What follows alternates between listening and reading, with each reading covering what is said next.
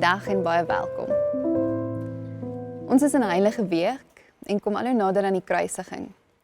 Ons reis saam met Jesus op sy pad van lyding en dink aan die woorde wat hy uitgeroep het soos wat hy die laaste ure van sy aardse lewe geleef het.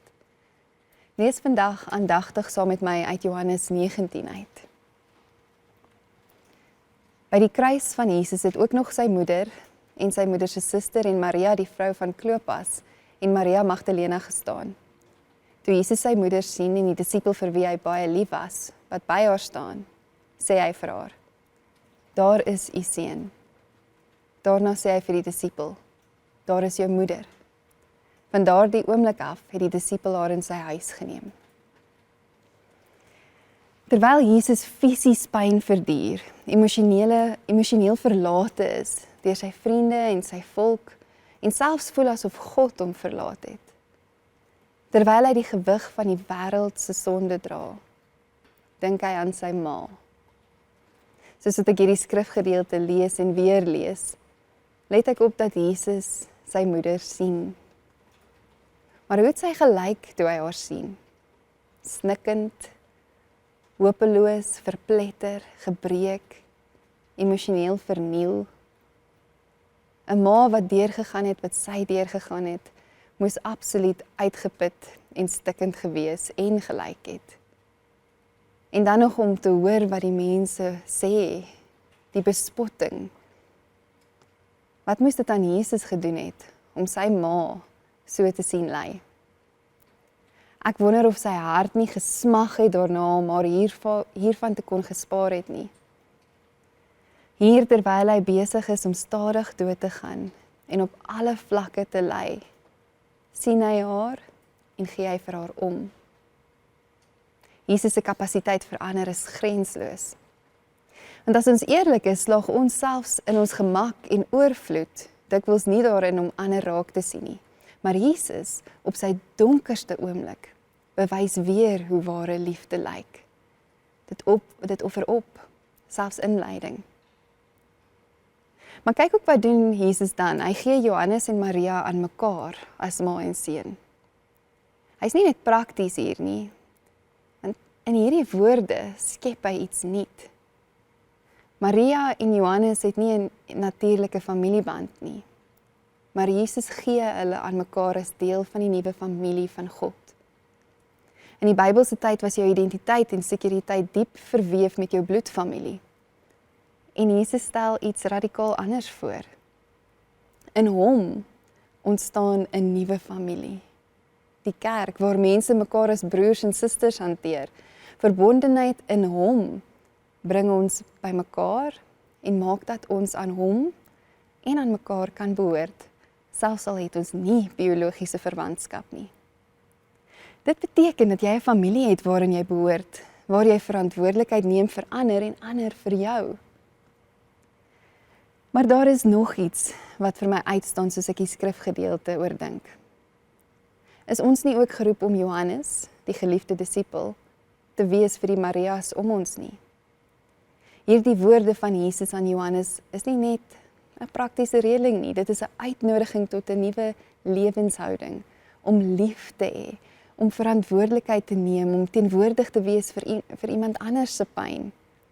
Dis om Jesus se roepstem te hoor en daarop te antwoord. Wanneer Jesus sê, daar is jou moeder, ek wonder, sê hy dalk ook vir ons, daar is jou broer, daar is jou suster, daar is iemand in wie se lewe jy 'n rol het om te speel? Is daar tye en geleenthede waar Jesus ons roep om vir iemand anders om te gee? Nie net wanneer dit maklik is, of wanneer hulle na aan ons is nie, maar selfs wanneer dit opofferende liefde vra. Dalk is daar iemand wat deur hartseer, verlies of isolasie, wat net in 'n moeilike plek is, wat wag vir iemand om hulle raak te sien, om 'n Johannes vir hulle te wees. Die uitnodiging van Jesus mag dalk verder as jou onmiddellike gesin of familie strek. Dit mag dalk vir iemand in ons geloofsgemeenskap wees, iemand wie se naam jy nie eers ken nie, maar wie se pyn jy begin raak sien. Of dalk selfs verder in jou buurt, in jou werksplek, waar daar iemand is wat worstel. Soos wat ons so saam met Jesus stap in hierdie tyd, kan ons ook oorweeg, wat is die rol van ons as kerk vir die wat swaar kry en met groot verlies sit? Is ons net toeskouers aan die toeskouers wat kyk na die kruis? Kyk ons net van 'n afstand na mense se lyding of hoor ons Jesus se woorde om te behoort aan mekaar en vir mekaar om te gee? Hoor ons Jesus as hy ons roep om ons rol vol te staan en hom te verteenwoordig? Dalk wil jy ergens vandag stil word met hierdie skrifgedeelte en oplet, Jesus sien.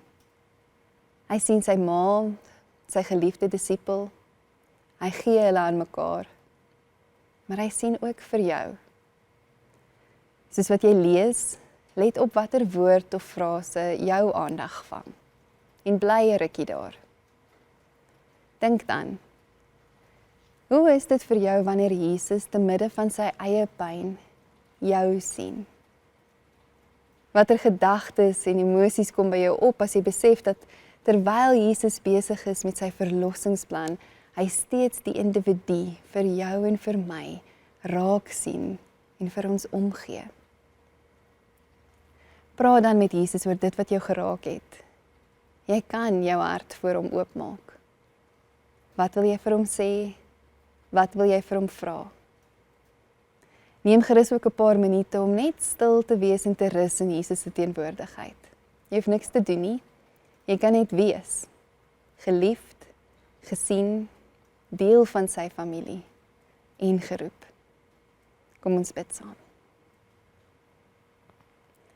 Here Jesus, dankie dat U selfs aan die kruis nie net aan U pyn gedink het nie, maar aan mense. Dankie dat U vir Maria gesorg het en dat U ook vir ons sorg. Leer ons asseblief om ander raak te sien met dieselfde liefde. En laat ons leer en ervaar wat dit is om deel te wees van U familie. Amen.